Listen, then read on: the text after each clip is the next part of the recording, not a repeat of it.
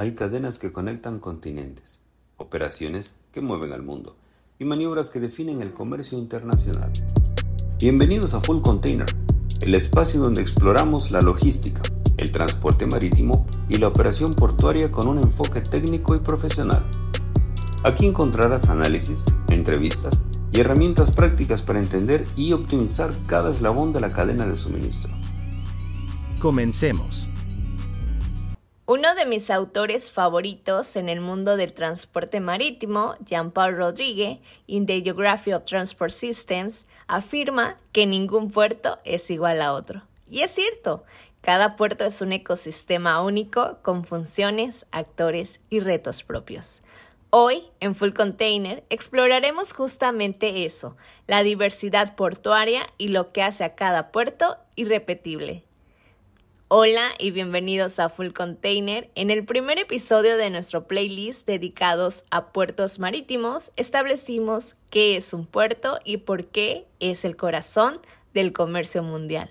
Hablamos de los puertos como nodos estratégicos del comercio global, pero hoy vamos a sumergirnos en la anatomía de un puerto y descubrir los diferentes tipos y cómo se clasifican. Sin más dilación, comencemos. La forma más sencilla de empezar a entender los puertos es preguntarnos para qué se usan. Y aquí las cosas se ponen interesantes. La primera clasificación es por su función, donde tenemos a los titanes. Hablo de los puertos comerciales. Estos son los que probablemente te imaginas. Son el motor de la economía, centros bulliciosos dedicados a la carga y descarga de todo tipo de mercancías, desde los coches que conducimos hasta los aguacates que comemos. Son pura eficiencia, logística y movimiento constante. Luego, en un ambiente completamente diferente, están los puertos pesqueros. Aquí el ritmo es otro. Son el alma de muchas comunidades costeras. Más que grúas gigantes, encontramos barcas de colores, el bullicio de la lonja donde se subasta el pescado fresco y el olor a salitre. Son el punto de partida y llegada para la flota que nos trae los frutos del mar. Cambiando radicalmente, encontramos los puertos deportivos o recreativos, también conocidos como marinas. Son los puertos de ocio. Aquí el protagonista no es el contenedor, sino el yate o el velero. Son lugares para disfrutar del mar, con paseos marítimos, restaurantes y un ambiente relajado. Como ejemplo, tenemos a la Marina de Cabo San Lucas o la Marina de Acapulco en México. Siguiendo este ambiente recreativo, tenemos a los puertos de pasajeros, diseñados para recibir ferries o cruceros. Estos puertos están adaptados para el tránsito de personas más que de carga. Las terminales de pasajeros tienen requisitos muy distintos, como seguridad, migración, servicios turísticos y confort. Como ejemplo, tenemos al puerto de Cozumel, uno de los más importantes en el Caribe para cruceros. Y finalmente, con un propósito completamente distinto, están los puertos militares. Estos no están abiertos al público y su función es estratégica, servir de base para la armada de un país. Son enclaves de alta seguridad, fundamentalmente para la defensa y la soberanía nacional. Como ejemplo, tenemos la base naval de Manzanillo de la CEMAR. Ahora bien, si nos centramos en los puertos comerciales, que son nuestro foco principal, podemos afinarlos aún más con la siguiente clasificación, que es por el tipo de tráfico o de mercancía que mueven. Aquí tenemos a los puertos multipropósitos, que son aquellos puertos que no están limitados a un solo tipo de operación o de mercancía. Su infraestructura, logística y equipamiento permiten manejar diferentes tipos de cargas y servicios portuarios. Entre sus características destacan que cuentan con muelles y patios versátiles. Pueden recibir desde contenedores hasta carga general o graneles. Son ideales para zonas donde se manejan diversos productos o no hay suficiente volumen para especializarse. Por otro lado, tenemos los puertos especializados. Son puertos que están diseñados y construidos para una actividad o tipo de carga específica. Desde su infraestructura hasta su operación, todo gira en torno a un solo tipo de operación. Entre sus características destaca la alta eficiencia y rapidez en la operación para la carga que manejan.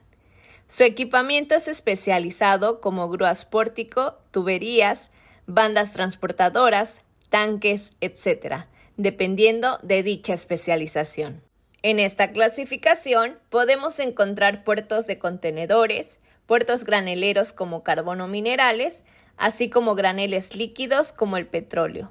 Su desventaja es la alta inversión inicial, pero también tiene mayor rentabilidad si se concentra mucho volumen de ese producto.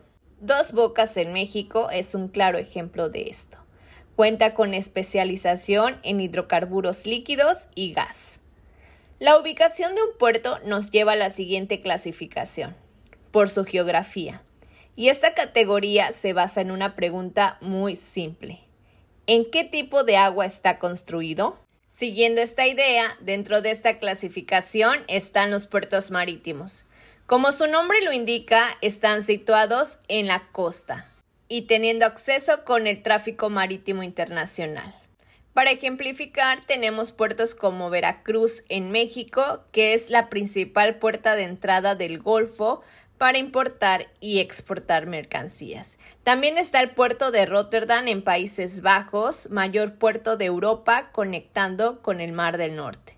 Y por supuesto el puerto de Singapur, que es clave en la conectividad de Asia y líder en transbordo y contenedores.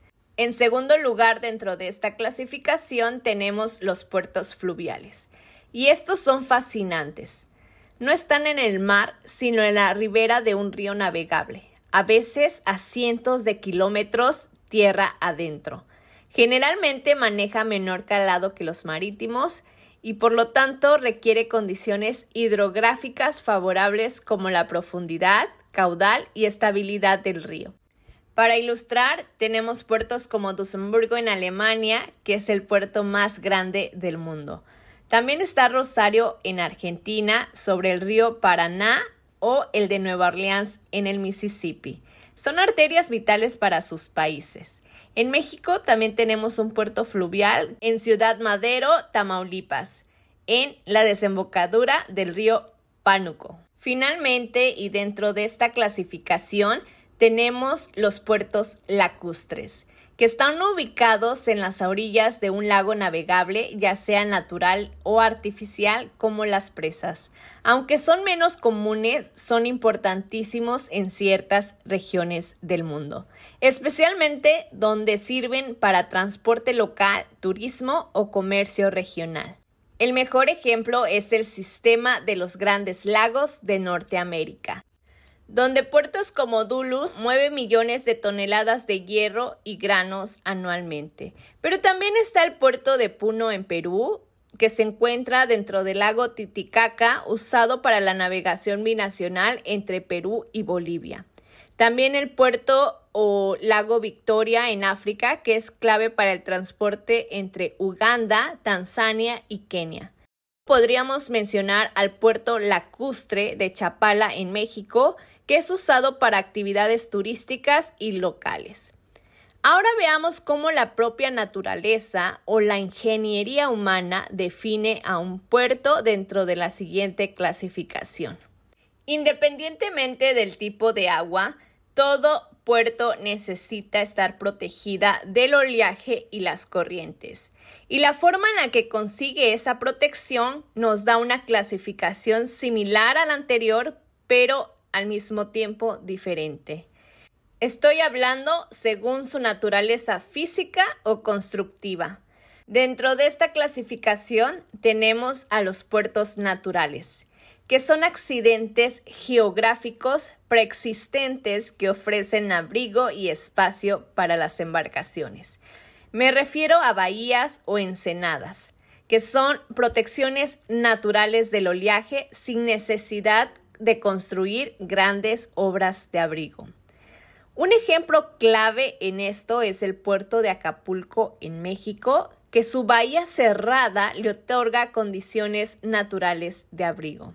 También está el puerto de San Francisco en Estados Unidos y Sydney en Australia. Pero cuando la naturaleza no coopera, entra en juego la ingeniería para crear un puerto artificial. Aquí el hombre construye gigantescos rompeolas y diques para crear una zona de agua tranquilas donde no lo había. La mayoría de los grandes puertos modernos son una combinación, pero muchos, como el puerto de Rotterdam, son predominantemente artificiales. Tal es el caso del puerto de Lázaro Cárdenas en México, que gran parte de su infraestructura es artificial. Y en el caso más extremo tenemos los puertos offshore ubicados mar adentro, que están aislados y que son completamente artificiales. Se construyen fuera de la línea costera, usualmente conectada mediante ductos, plataformas o terminales flotantes. Se usan especialmente para petróleo, gas o carga especializada. La terminal petrolera de Dos Bocas en México tiene parte offshore. También en Brasil y Nigeria se usan este tipo de plataformas. La clasificación que veremos a continuación responde a estas dos preguntas. ¿Quién manda aquí y quién hace qué? Me refiero a la clasificación por su modelo de gestión. Primeramente tenemos al modelo más común en el mundo. Estoy hablando del Landlord Port o Puerto Señor. Puerto terrateniente, también se le conoce. En este modelo, básicamente, la autoridad portuaria solo es dueña del terreno y lo arrienda a operadores privados, quienes invierten en superestructura y operan los servicios. Para entenderlo, vamos a usar la siguiente analogía. Imaginen un centro comercial. La autoridad portuaria es la dueña de este centro comercial. Posee el edificio, los pasillos, el parking, pero no vende ropa ni comida. Para eso, le alquila los locales a tiendas especializadas como Zara, Apple o un restaurante. Esas tiendas solo son los operadores de terminales privados. Ellos compran sus grúas, contratan a su gente y compiten entre sí para atraer clientes. Así funciona la mayoría de los grandes puertos como Rotterdam o Amberes. El siguiente modelo es el puerto herramienta o tool port, donde la autoridad portuaria proporciona la infraestructura y el equipo portuario, es decir, grúas, patio, etc. Pero las operaciones las realizan las empresas privadas. Es un modelo mixto con la intervención pública y participación privada en la operación.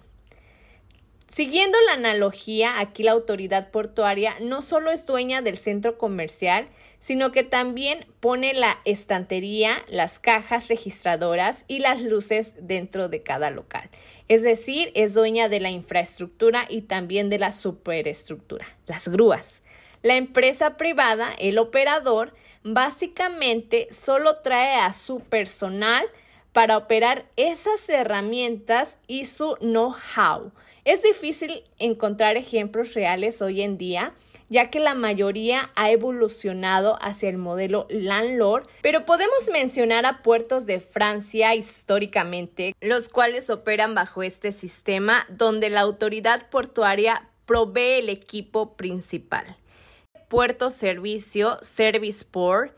En este modelo es todo en uno, es decir, la autoridad portuaria es propietaria y opera casi todas las funciones, como la infraestructura, superestructura, equipo y servicios. Tiene un control centralizado y totalmente público. Aquí la autoridad portuaria generalmente es una entidad del Estado, es la dueña del centro comercial, de las tiendas y sus propios empleados son los que venden la ropa. Es un modelo 100% público, aunque hoy en día es cada vez menos común. Sin embargo, la autoridad portuaria de Chittagong en Bangladesh es un claro ejemplo porque controla y opera todas las terminales y servicios, incluyendo manejo de carga y equipos.